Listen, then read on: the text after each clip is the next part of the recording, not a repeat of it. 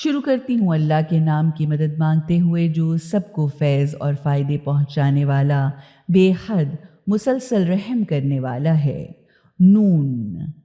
اور قسم ہے قلم کی اور اس کی جسے لوگ لکھتے ہیں کہ آپ صلی اللہ علیہ وآلہ وسلم اپنے پالنے والے مالک کے فضل و کرم سے دیوانے نہیں ہیں، بلکہ حقیقت تو یہ ہے کہ آپ کے لیے ایسا اجر عظیم ہے جو کبھی ختم ہونے والا نہیں، یا جس کا احسان آپ پر نہیں جتایا جائے گا،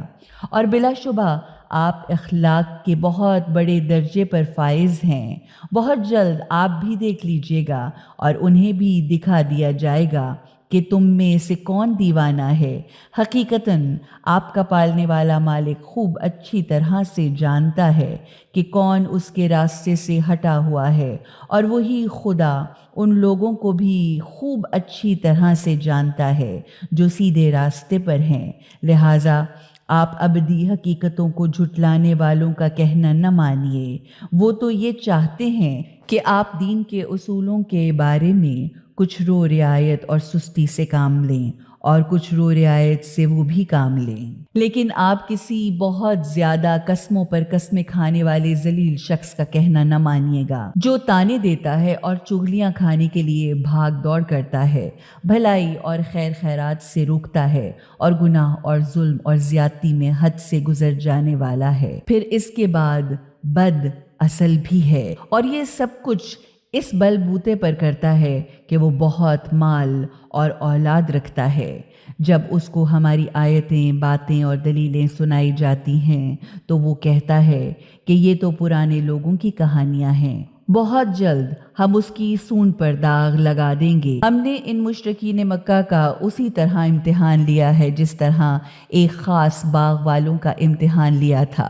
جب انہوں نے قسم کھائی کہ وہ صبح ہوتے ہوتے ضرور اپنے باغ کے پھل توڑ لیں گے، اور وہ اس سلسلے میں کوئی استثناء یا قید بھی نہیں لگا رہے تھے۔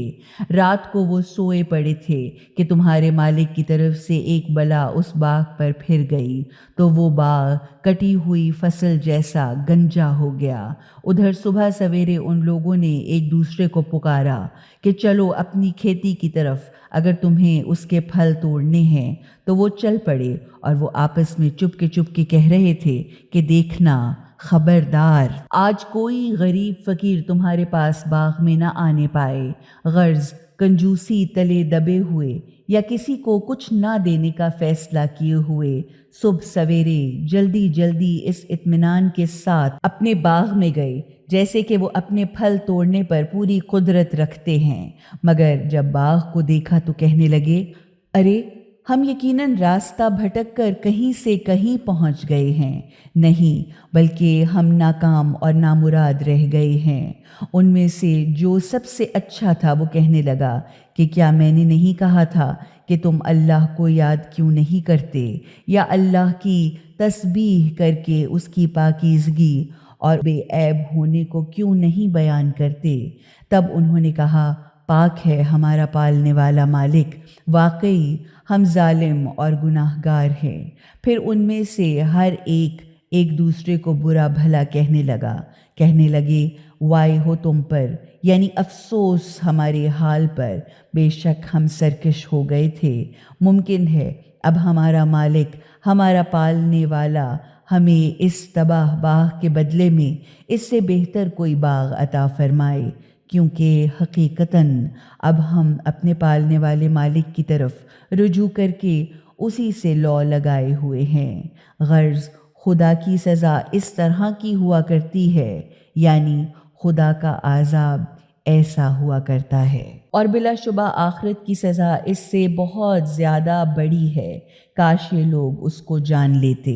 حقیقت یہ ہے کہ برائیوں سے بچ کر فرائض الہیہ کے ادا کرنے والے متقین کے لیے ان کے پالنے والے مالک کے ہاں نعمت بھرے جنت کے گھنے اور سرسبز و شاداب باغات ہیں۔ کیا ہم اطاعت کرنے والوں کو مجرموں اور گناہ گاروں جیسا کر دیں؟ تمہیں کیا ہو گیا ہے؟ تم کیسے الٹے سلٹے حکم لگاتے یا فیصلے کرتے ہو؟ کیا تمہارے پاس کوئی آسمانی کتاب ہے جس میں تم یہ بات پڑھتے ہو کہ وہاں تمہارے لیے ضرور وہی کچھ ہے جو تم اپنے لیے پسند کرتے ہو۔ کیا تم نے ہم سے کچھ قسمیں لے رکھی ہیں جو قیامت تک کے لیے ہیں کہ تمہیں وہاں وہی کچھ ملے گا جس کا تم حکم لگاؤ گے؟ ان سے پوچھئے کہ ان میں سے کون اس بات کا ضامن ہے یا ان کے کچھ آدمی ہمارے کام میں شریک ہیں تو وہ ہمارے ان شریکوں کو لا کر پیش کریں اگر وہ سچے ہیں۔ جس دن سخت ترین وقت کا ہنگامہ ہوگا اور لوگوں کو خدا کے سامنے سجدہ کرنے کے لیے بلایا جائے گا